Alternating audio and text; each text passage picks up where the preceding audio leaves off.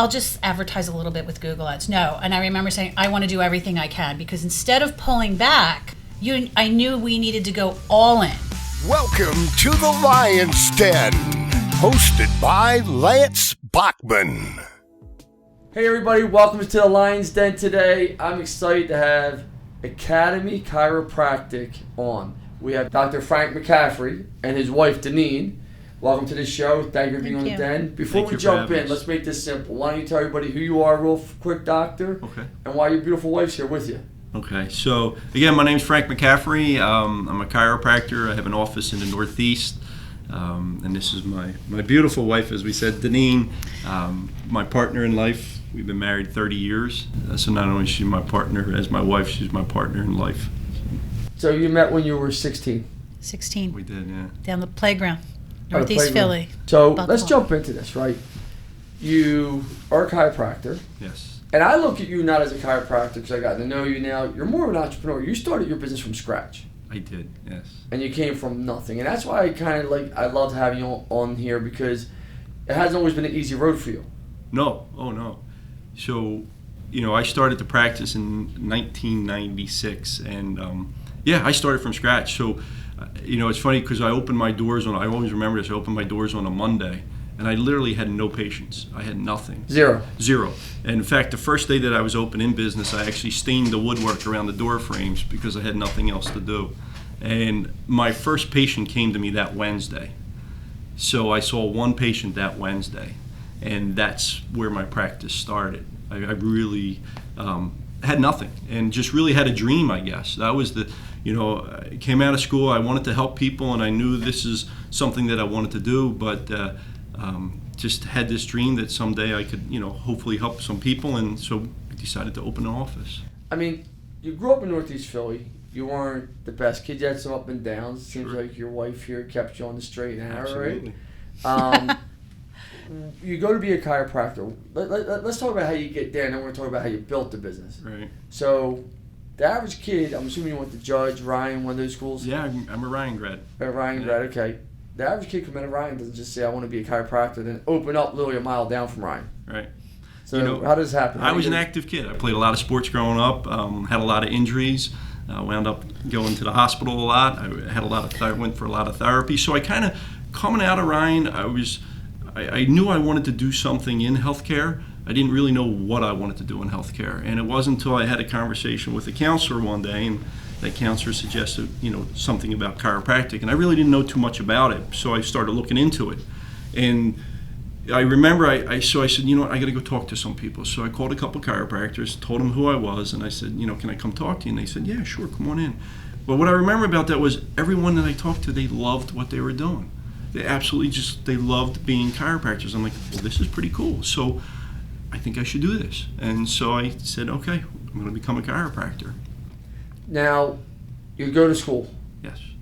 Tell me, how did you pick your school? Did you know you were going to go? You got a girlfriend here in high school. You're married her, so clearly you loved her back then. Yes. So, does she go with you? Does she not go with you? Is it long distance? I mean, was it Mr. Telephone Man playing? Yeah, well, it is kind of an interesting story. So, when I finally decided I was going to go to chiropractic school, so I applied to schools. Now, of course, this is back in the day. We didn't have the internet. We didn't have cell phones.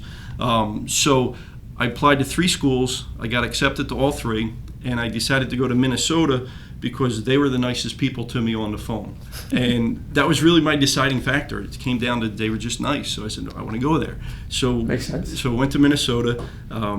Had no idea where I was going. I literally flew out there. Deneen and myself, we flew out a week before school started.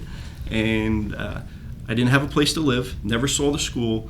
We rented the old Motel 8, we'll keep the light on for you. Okay. So we landed, we rented the hotel along the side of the highway. Next day we woke up in our rental car, we went to see the school, saw the school, and then had to find a place to live all within 7 days. So were you working in Philly at the time? Were you doing anything, or you just graduated high school and you went? No, obviously it's not that smooth. Okay. And there's some ups and downs along that way. So, I was in college, and there was a period where I got a job, and I was actually working for a local brick pointing company, and we were working down in Washington, Arlington. I remember Arlington, Washington. I was working with 20 guys. I was a young guy, and I was making a lot of money at the time, and I almost didn't go back to school. And in fact, I never registered to go back to school because I was pretty happy with the money I was making. But something inside me just wasn't settled, and I kept thinking should I go to school? Shouldn't I go to school?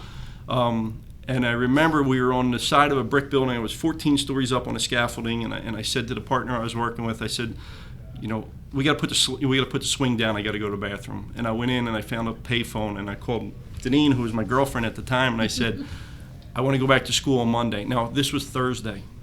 I said, I want to go back to school on Monday. Can you do whatever you got to do to get me registered? And that night I took the train home from Washington, and I started back at school. And from that moment on, though, I knew that I had found my path. I knew that I wanted to be in healthcare. I knew what I wanted to do. And that was certainly a defining moment early in my life. Now, Deneen, you're very supportive. I got to know you. Absolutely. Let's talk about it. So you're going to Minnesota. I mean, you're a girlfriend. I lived in Northeast Philly. I've dated girls from Northeast Philly. Getting someone to go to Minnesota from Northeast Philly is not an easy task. Not easy. Okay. So what's he selling you on? Is he bringing his new starter jacket with him? What's he bringing with him? It was those new BK British Knight sneakers that just did it for me. I think that I've always had a passion in my heart, I think, to be a helper, even as a young girl. And I knew I loved him so much, or I liked him a lot back then, maybe. And I just really saw his heart. I remember just saying, I know he's going to make it. I know he's going to make it, and I'm going to do whatever I can. My mom supported my dad through everything he wanted to do, so I guess I was kind of brought up that way, to be supportive of who you love. And I thought, okay, let's go. My parents were going through a really bad divorce. My father lost our business. We lost our home at that time. He was an alcoholic. So I was going through some stuff too at that time, and I just remember saying, I'm going to support him, and I'm going to do everything I can so we can build an incredible life together, because none of our lives were easy. And so I just looked straight ahead and just went. Does he bring? So now you're on the plane. How much can you bring out there? I mean, not much. No, we didn't have a lot. Essentials. So literally, I had no idea where I was going, and literally packed one suitcase. I had a box, and in that box, I remember I put a 13-inch black and white TV. I put a comforter, a pillow, and my boom box. And that's all I had. That's all I took with me. Go. You weren't letting him leave the boom box. I was not. No, we needed our music and our cassettes. The boom box had to go. I had all the cassettes. Right? How do you go to chiropractic school without a boom box? Right. You had to have something. You had to music, right? So that's all we had. I mean, I didn't have anything. I didn't have. I couldn't take a car out. And we found a place to live, and that was really our humble beginnings. I mean, we joke about it, and we tell our kids. We were so poor that we used to go through, because we lived in an apartment complex, and they had the community mailboxes. So everybody would take the junk mail and throw it into the trash can. Our kids hear this. The junk mail was literally coupons for the supermarket, and it could be like a free pound of ground beef if you spent $10. We would gather all those coupons, and then we would go to the store like every day, because you can only make one purchase, and buy things that way, because we just didn't have anything at that time. We bought used furniture. We bought a used fake leather couch. Pleather. I don't know if they make them anymore, but that's what it was called back in the day. Believe it or not, we bought a used mattress. I look back and say, oh my gosh, how did we do that? I can't believe we bought a used mattress. Think about some of the places you slept. You're okay. Yeah. And we were living large. Life was great back then. Yeah. It's funny. It's amazing. So now let's get into this. Now you open up. You're 3 days in. You have one patient, because that's an entrepreneur. That's not a chiropractor. In my opinion, that's your craft, right? But when you're starting a business from scratch, you're an entrepreneur. Like you got the guts to do it. You're risking everything. It's your money. It's your reputation. Everyone else is hoping you fail, because that's just the way the world works. Besides your wife, your mom, your dad, all your friends saying Frank's a lunatic. He's crazy. He'll be down here back laying brick or whatever it may be. So now you're 3 days in. Are you like, holy shit, what did I do? Yes. And it's funny because, I talk about this often, because she was, I think we had a half-a-year-old at home and a 1.5-year-old at home. And so I started this practice with nothing, and I used to lay in bed at night and I couldn't sleep. And I used to go, oh my God, what did I just do?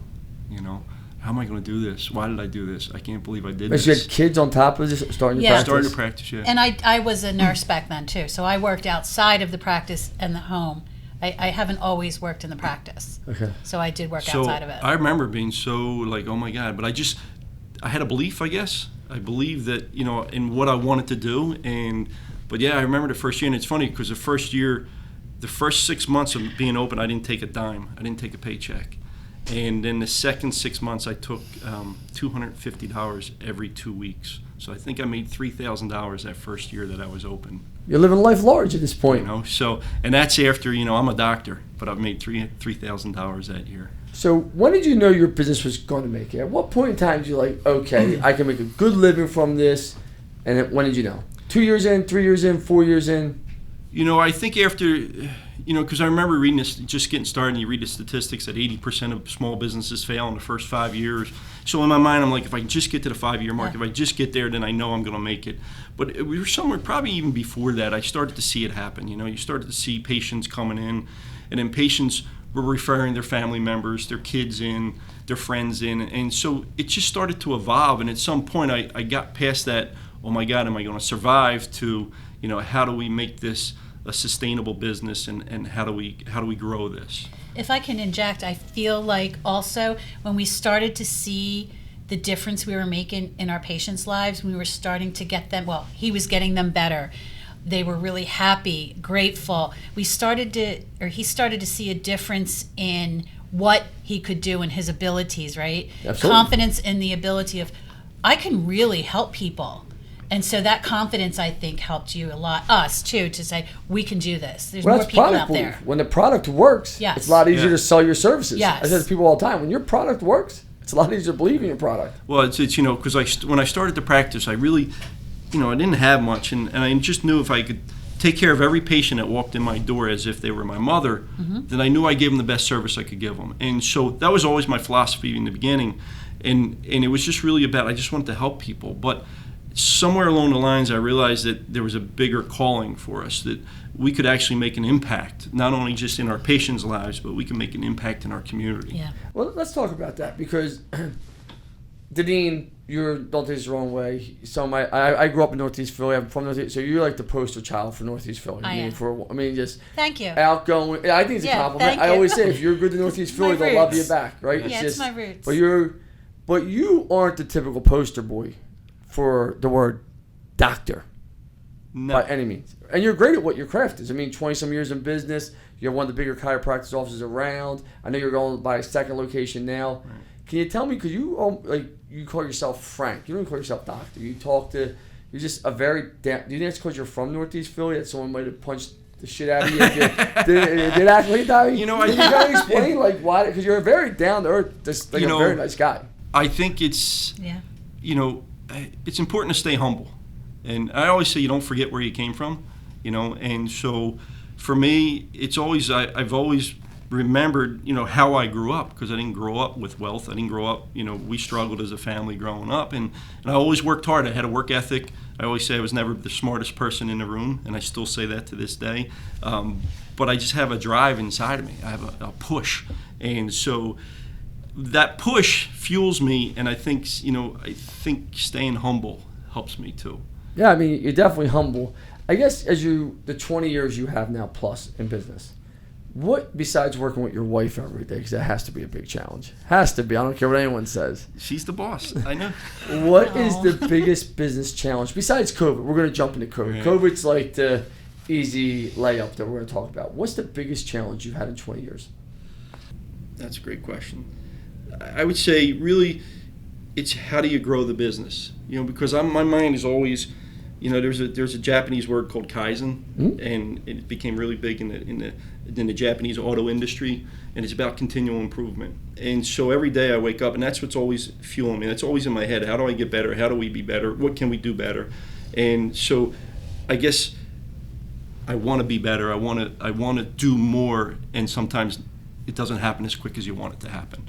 And so that can be a challenge for me, just realizing that it's going to take a little bit more time than I want it to.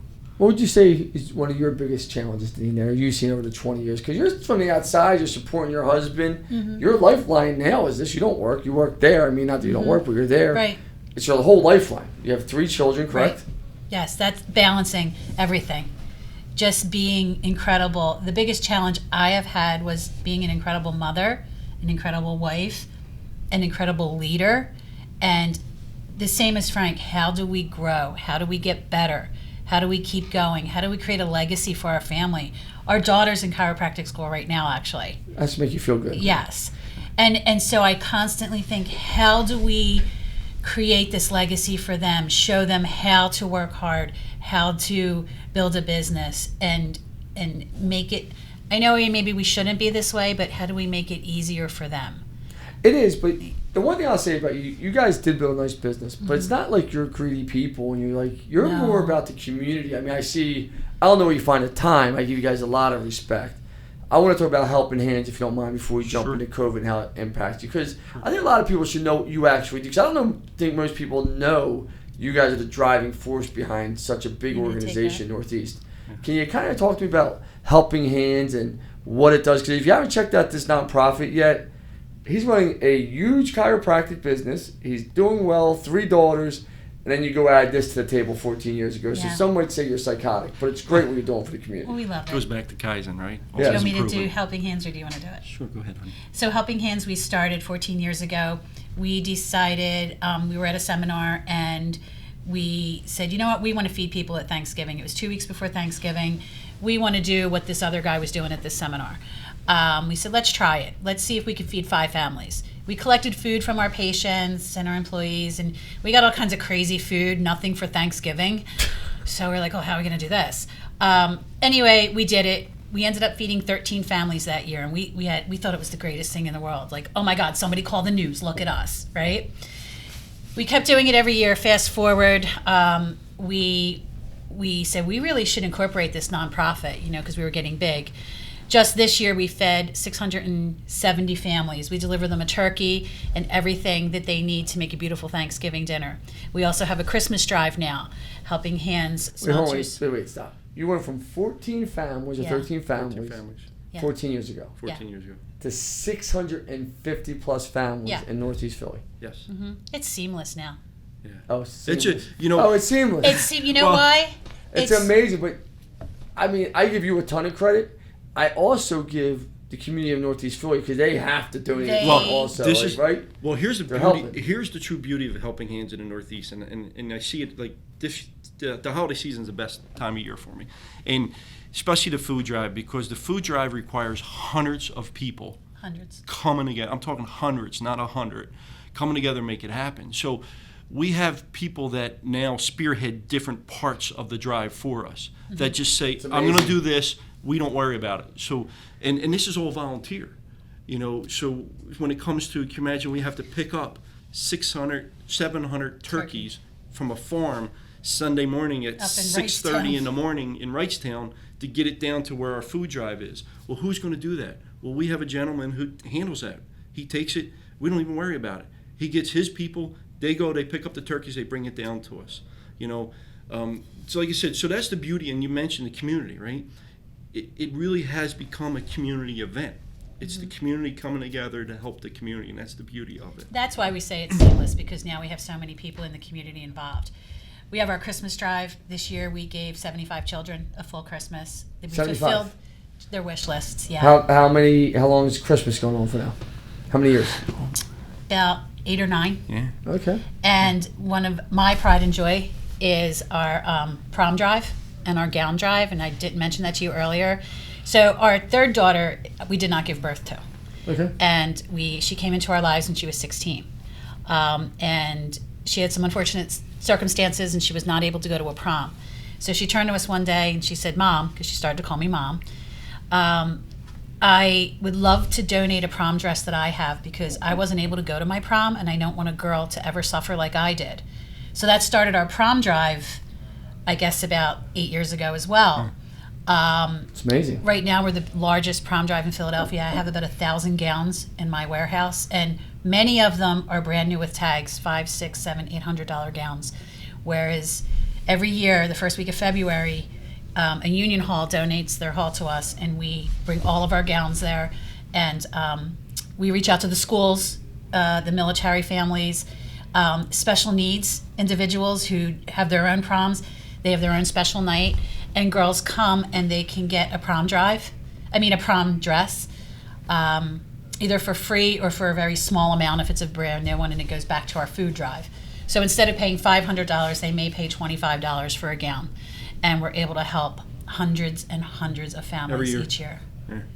It's great. So where do you find the time? Because you make no money. Because I know you don't make any money from this. No. You lose money. You lose money on no, this. you don't. You know. We do because the time. I mean, I think it's great. It's okay. Yeah. I mean, it's amazing. You know, they say when you give, you receive. Absolutely. And so you don't lose, you receive a lot. God gives us the time. I mean, I know that sounds cliche, but I don't know. I can't answer you where we find the time. We just do. Northeast Philly's lucky to have you guys. That's for sure. We're lucky to have them. True. Yeah. You know, here's a question. We met this year. Yeah. You know, full transparency. Yeah. I think you referred to me through John Doe Registration, right? John Doe Registration, yeah. You know, me and you obviously hit off right away. You're the typical Thank you. poster girl for Northeast. So I'm going to get along with you automatically. Yeah. It's just you're very direct, very straightforward. Mm-hmm. You're very laid back. I got to know you. COVID hits. What percentage of your business did that take? Wow. 70%? It was, probably 70%. And it was literally overnight. It was like this. It was like 1 week. It was just, we fell off the cliff. 20 years of your hard work, love, passion. Yeah. And COVID hits. And you're in essential, chiropractic was essential, correct? So you didn't have to shut down. Yes, we didn't. Yeah, and we didn't shut down. We stayed open. So now you're sitting there. It's not Wednesday, your third Wednesday of opening. I'm not trying to make light of it, but you got a lot more bills at this point in your life. You have 3 kids. You have 20 years in this business. You have a wife that's used to just living. I mean, I know you're loyal, but life changes, right? Absolutely, yeah. What are you thinking? Scary. Definitely scary times. You know, like you said, 20-some years building the practice and seeing it grow and helping so many people, and then literally overnight it just changed. And they were scary times. And not only was it scary from a business standpoint, but from, you know, if you're listening to the news, all you heard was, if you get this, you're going to die. And I'm dealing with patients. I'm treating patients every day. But the one thing that kept me going too was, you know, the patients that came in, because a lot of people were so fearful to go outside or leave their homes, but for the ones that needed us, they needed help. And so gratitude. They would walk in the door and say, thank you for being open. They would shake my hand, or we didn't shake hands, I guess, at the time, but they were just so grateful that we were open to help them, because so many places had shut down. And so certainly that was a big part of that kept me going, that fueled my fire, I guess. Were you going to the office also? I was not, and I'm not going to lie. So we were giving him a lot of crap, excuse me. We were like, you need to shut down. You're going to get sick. We're scared. My daughters and I were going, Frank, please don't go in. Please don't. And he would say, my patients need me. My patients need me. And we're like, oh my gosh, you're going to get sick, and you're going to get mom sick, because mom lives with us. And I was scared, so I did not go in, and we wanted to minimize the amount of people that were in the office. But we're not going to lie. We gave him a hard time and wanted him to close, because we didn't want him to get sick or bring it home to mom or anybody. But he was so dedicated that he's like, that was another stressor. No, my patients need me. You know, it's funny because, you know, I would go to work and it's always in the back of your mind, you know, what if it happens? What if I get it? But I just kept pushing forward, and then I'd get in the car on the way home, and my daughter, who's actually in chiropractic school, would call me from Minnesota and say, Dad, you shouldn't be working. You know, if you get this, you're going to die. Or, you know, what happens if you bring it home, because my mom lives with us, who's in her 70s. What happens if you bring it home to mom and she dies? How are you going to live with yourself? And then I'd go home, my other daughter would beat me up. And so that was my support network. Sounds a hell of a support network. Right? Sorry. So, but that was because there was so much fear. You know, there was so much fear in our society. Nobody watches the news if you don't have fear. Right. And I'm not saying it wasn't, you shouldn't have been, back when it first all happened, a little nervous and scared. Even I was. Listen, even I shut down for 2 weeks. And I don't want to ever shut down. Like, for me to shut down, I didn't leave my house for 2 weeks. So, like, even I said to my wife, so I get your wife, but now at this point, I can't imagine you have that same level of fear. Well, what happened was, and we're pretty strong. So we turned off the news, and we did some research, and now we said, all right, we have to take action. Okay, our patients need us. And like Frank said, thank you for being here. Okay, they're so grateful to us. So what we did was, we bleached and sanitized, fogged the office, and masks with filters, and we just took action. So I think, and that helped us feel better. But do you still have the same fear today? When we were in January 2021, do you still have the same fear if Frank catches COVID today that he's a dead man walking? No. Okay. I mean, because it is still killing people, and that's clear. And just it's bad luck. We talked about a mutual friend we have that's fighting for his life right now, which is very sad. But it seems like the people that get it, if you get it and it takes you, it's bad. And for everyone else, it seems almost kind of, hey, I'm going to get sick, but I'm going to make it, which... I can't anymore. I really, again, it's cliche, but everything that happens goes through God's fingers, and I can't do that anymore. And we're there to serve. Our patients need us. Our teams need us. Our employees need us.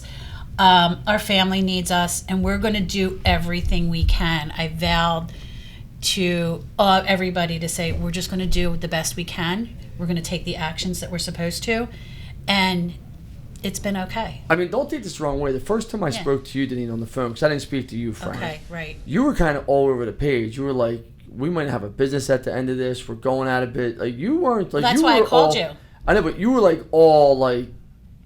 I don't use the word flustered, but you pretty composed from every other time I talked to you. But you were like, did you have to lay people off? Were you thinking I'm going out of business? I think I even was crying, and you might have not known it when I called you. But yeah, I thought that our business was going to shut down. I thought, this is it. This is going to do us in. And I was scared. I was really scared. I thought, this is it. We're going to shut down. He's going to be a teacher. And I'm going to be a waitress. And I'm going to be a waitress. And that's I understand the waitress thing. A teacher, Frank? Well, because I felt like that's all he could do with his degree. Like, maybe he could just go teach now. He's not going to brick point again. He's way too old. Okay? But I thought, he's going to go be a professor or teacher, and I'm going to go waitress, because at this point, I don't even want to deal with resumes. So I really thought we were going to shut down, but then John said, you need to call Lance. I'm like, who's Lance? And that's when I called you. I'm like, and I remember, I feel like I was almost in tears. I'm like, I need help. We're going to shut down, and we need to figure something out. So you're right. I was frantic. I'm not anymore. I'm not. Oh, yeah. Well, I mean, so you laid people off, I'm assuming? Yeah. Was this sad for anyone? It was tough, because, I have such a strong commitment to my team. And they're like family, and so to have to lay people off, put them on the sidelines, so to speak, that was tough. But we had to take those steps in order to survive, and we went through it, and we've been able to bring everybody back. So I'm happy about that. Let's talk about that. So you lose 70% of your business, ballpark 65%. We get on the phone, Deneen. You start. How's digital marketing changed your business? And because you never advertised prior to us. Correct? Because I remember you saying to me on the phone, like, we never advertised, we never had always to. Grassroots. Yeah. Like, can you kind of talk to us about what were you thinking? Like, I gotta, not that, listen, I love advertising. I think everyone advertises. Shit, I'm on billboards. I love advertising, right? What do you think about advertising now, and how has it changed your business? Well, what happened, our marketing before was grassroots. I had a practice representative that would come out to a company like yours and say, we're going to bring you lunch, and we're going to do spinal screenings with you, and that doesn't happen anymore. Nobody's letting us in. So our marketing stopped. We had none. When I called you, we had nothing. Now, I don't think I would go any other way but digital SEO marketing, because I can see what it's doing. In fact, initially, I remember us talking the first month, we were getting phone calls, and we had maybe 10 new people calling in interested in what we had, our service, back pain. They knew to call us. So now, I don't know if I'll ever do any other type of marketing, because I see that this is where people are going. They're going online. Yeah, and your practice, actually, you said it's almost back now, about 8 months later. Yeah. And all your old patients didn't come back, because that's just not the reality of No, you lose them, because the type of practice it is, we're dealing with people that are in pain. So if the pain goes away, they don't need us. And so we had a business conversation, which I do love the fact that you are an entrepreneur and you're going out looking for a lot of chiropractors are trying to sell right now. Is you brought your business back to life because you guys buckled down, which I always say this to people, and I know I'm friends with you on social media, is that this is the time to buckle down, buy, keep growing, because so many other people are using COVID as an excuse of just not doing anything. Absolutely. So can you kind of talk to me about your mindset there, Deneen? Because I think you made the decision that you were moving forward with One SEO. And Frank, we talked on the phone, and you were like, "I just hope this works." I think that's what you said to me. Like, I need this to work. I remember. Then, so yes, I remember distinctly saying, "I'm not going to pull back. I'm going to move forward." And I think I remember some of our conversation, and I remember at least thinking, I'm going to go all in. I'm not just going to go partial in. I'm not just going to say, I'll just advertise a little bit with Google Ads. No. And I remember saying, I want to do everything I can, because instead of pulling back, I knew we needed to go all in and do everything we could. People need chiropractors. You can't just shut them down. So our thinking is go all in, get the word out, who we are, what we could do for you. If these other practices are struggling and closing, let's go buy them. Let's get them. Let's get chiropractic back out there again. And so you're right, Lance. So instead of pulling back and saying, we're not going to do any marketing, we're going to cut down, we're not going to bring employees back, we're just going to have one doctor, we said, no, let's hire more doctors, let's open up for growth, and let's hire everybody we can to promote what we do. You guys actually have more doctors right now, don't you? Than we did then, yeah, which is nice. Well, here's I do remember the call, because we did a Zoom meeting, and I remember after we hung up the phone, or when we got off the Zoom call, I guess, and keep in mind, we were struggling, and the money wasn't coming in the door, and we talked, and I said, if we're going to do this, we need to do it right, and we got to go all in. And so we went all in at a very insecure time in our business. And we said, we're going to go for it. And it's kind of like when we started the business, we're just going to go for it, right? And I guess we've had those moments along the way. There's times in your business career where you say, all right, we're going for it. But a lot of people don't make that decision to go for it. Actually, the majority of people don't. The majority of people don't. I deal with people every day. And they're like, it's too much. I'm not sure. Sure. Go on. But it costs more if you don't do it. Right. So... I look at it as an investment. It would have cost us more not to do it. I look at it as an investment, right? And so we're going to put some money out, and we're hopefully from that investment we're going to see a big return come on it. And that's what you do, right? Yeah. And so we said, all right, let's do it. Chips are on the table. Let's push them in. Let's go for it. And we're still working hard, right? We're working hard with you guys. We're going to make it work. We're going to do it. But I feel if we did not invest and go forward and put it all in, we may only have one doctor, 2 staff members. They would not have jobs. We wouldn't be able to see the number of patients that we're seeing because we have more doctors. It would have the opposite effect. So build it and it will come. Well, I'm truly glad it worked out for you guys here. I really am with that. But I do have one question for you, because Frank, you don't remind me of a big social media man yourself. Right. No, she's the personality, absolutely. Okay. Not being rude. Do you believe Facebook and Instagram, especially Facebook, can impact you on a local level as a chiropractor? 100%. I do. I do believe it can. How's it changed your thought process? Getting out there and showing people what we do, because let's face it, everybody's looking on Facebook and Instagram and online for the reviews, for about us. They want to know about us. So when we put ourselves out there, we put content out there that says what we can help, who we are, what we can do, what's happening right now. People are saying, oh yeah, I remember that, and we're constantly in front of them. Whereas if we're not, it's not going to make a difference. So I believe it makes a difference because you're constantly in front of people, showing them how wonderful you are and what we could do for you. One of the things I saw with the people that come in from the SEO marketing, they're different, and they're different in a positive way because they were seeking us. They just didn't know they were seeking us individually. They were seeking our services. They didn't know where, right? And so now we would have never been in front of those people. They would have never found us, and they would have gone somewhere else, and whatever.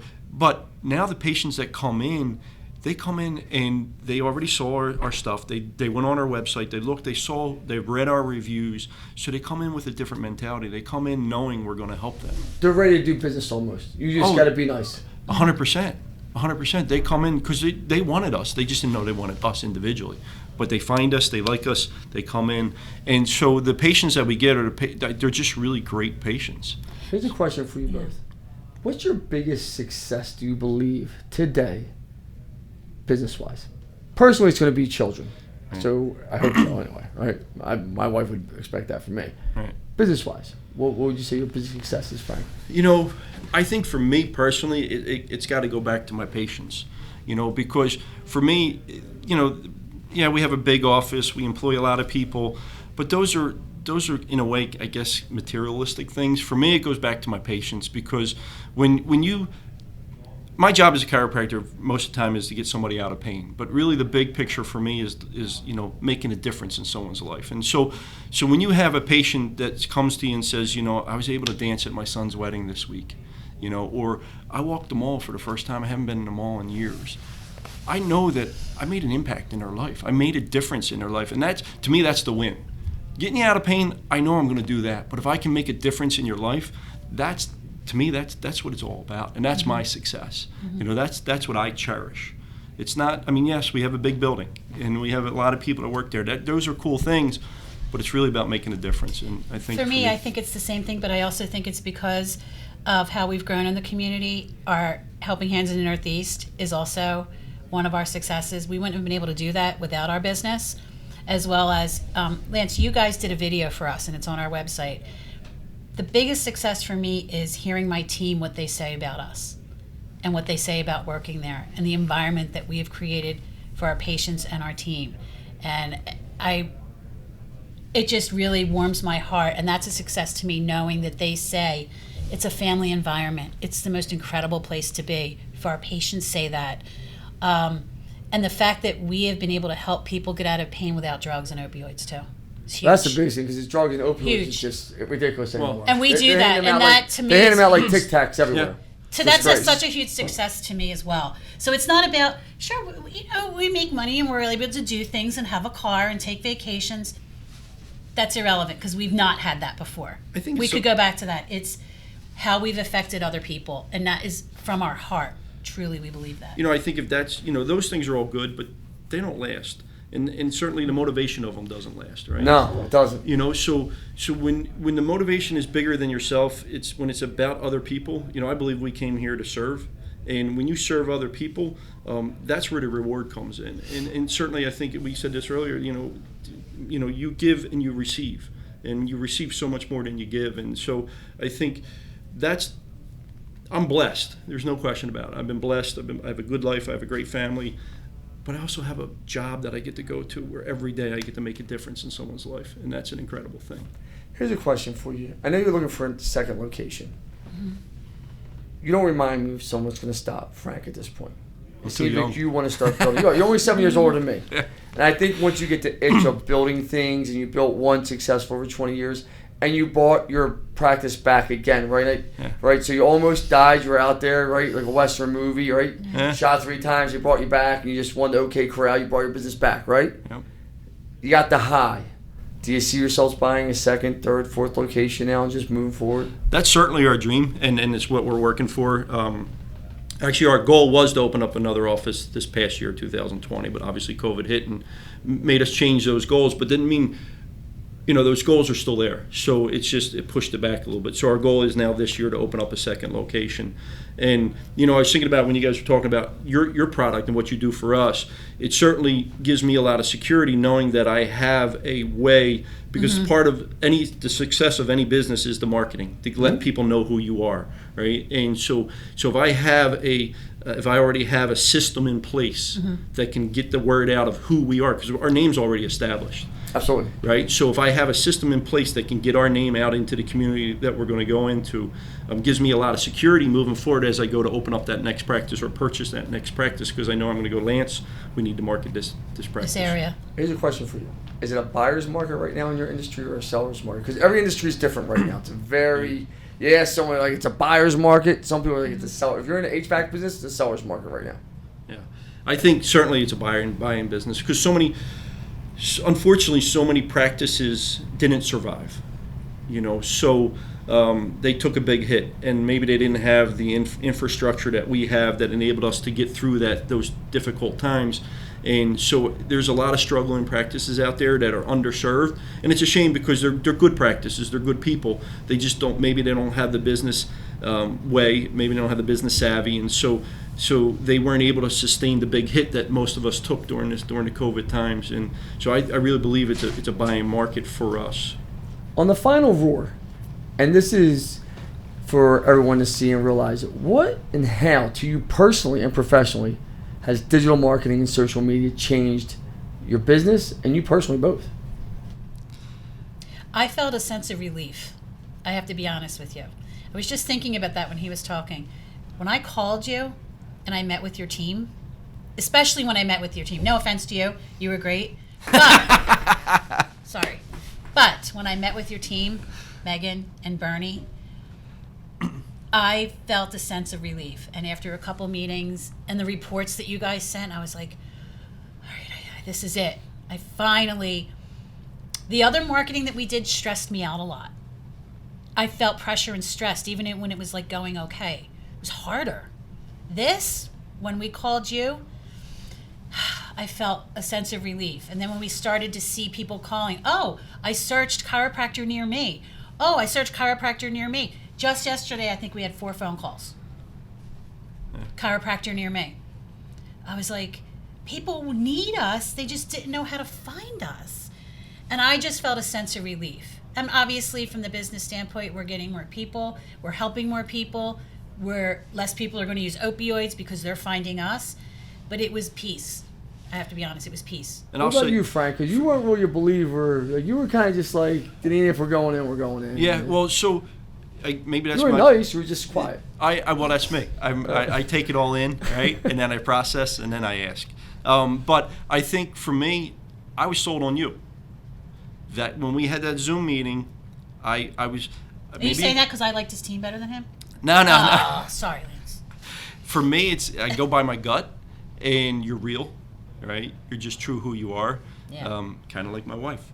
And so maybe I attract to those people. I don't know, right? But for whatever it is, I was sold, and I said, all right, we're going to do it. We're going to go all in. So that was the initial part of it. Now the second part of it is, for me, like I said, I want to expand my business. And I knew that, you have to generate. Part of a business is, 1, you have to constantly generate new customers, and then 2, you have to keep the customers that you generated, right? And so we're good at keeping our customers. Yeah. We serve our patients, we serve them well, but how do you get those new patients to walk in your door? You guys had the system. You had the system we were looking for. And so for now, when I look forward, moving forward, I go, okay, now I can plug and play, because I have a system that's going to generate for me. But here's a question for you. I know I already gave the final word, so I apologize. How going to follow up with this? What makes you understand that as a chiropractor doctor? And I'm going to give you the answer that I feel. Right. Where most doctors truly, I told a doctor the other day, Jill Spike, literally when it works, I said, you can find a doctor easier right now than you can find a PlayStation 5. Right? Because the doctor is like, I'm a doctor. He kept being rude. What makes you understand you're very similar to a retail location? You need patients, you need good patients, you got to treat people good, but yet so many doctors out there have that arrogance of, I'm a doctor. Why do you think that is? Because you seem to get it. A lot of doctors in 2021 don't seem to get it. I guess I'm hungry, right? So I have drive. But you get it. You get it. I mean, I get that. But it had to be a turning point where you're like, okay, yeah, I'm a doctor, but I still got to fill seats. I still got to treat people good. I still got to... I guess I've always had that mind. I don't know. I've always been... Maybe I've had the entrepreneur spirit. I mean, there's a reason why I opened up my own office instead of going working for people. It's because I believed in myself, I guess. But I actually can answer that for him, believe it or not, because we've been married for 30 years, and that's what I do. I would love to hear, because I talk to doctors all the time. Because I know you. You said one time, I have to let other people do what they do better than I can do. Remember? You say that all the time. Well, I believe in that. And I really feel like that's this situation. There's people that do it better than we do. So he's hungry. We know what we need to do. But I also feel that you come to a realization that I can't control it anymore. And I have to just let others do what I know they can do and I can't do. I don't know if that's the right answer, but there's a few answers. You definitely have the entrepreneurial it's hustle. Spirit. Yeah. It's hustle. And I think it goes back to my youth. Growing up a kid, I had to make it happen for myself. If I wanted to buy something, I had to go get it myself. So I had to find a way to make the money to go do it. So maybe that's in me somewhere. I don't know. And I wish I could give you a better answer. I don't know. I had to ask the question. I'm sorry. Yeah. Well, listen, everyone, thank you for watching. Northeast Philly's very lucky to have you, Frank and Deneen, and I mean that from the bottom of my heart. I know you're going to say you're lucky to have them, and it is. Sometimes things just work together, kind of like Bill Belichick and Tom Brady, right? I mean, Northeast and you seem to have clicked very well. I can tell you this, from being from Northeast Philly, Bucks County, I appreciate everything you guys do for the community. I think it's wonderful. Don't stop doing what you're doing. And thank you for being on the Den. And congratulations on all your success. And I can't wait for bite number 2. Thank you for having us, We Lance. We appreciate you, absolutely. And Thank your you. company. Thank Thank you so much for watching. If you enjoyed this content, please don't forget to follow me at Lance Bachmann on Instagram and Twitter. Follow me on Facebook at Lance Bachmann Digital. And every Thursday we drop a new podcast. Don't forget to listen to it. We're giving out great content. And remember this is the time to build your business right now. Let's effing go, everybody.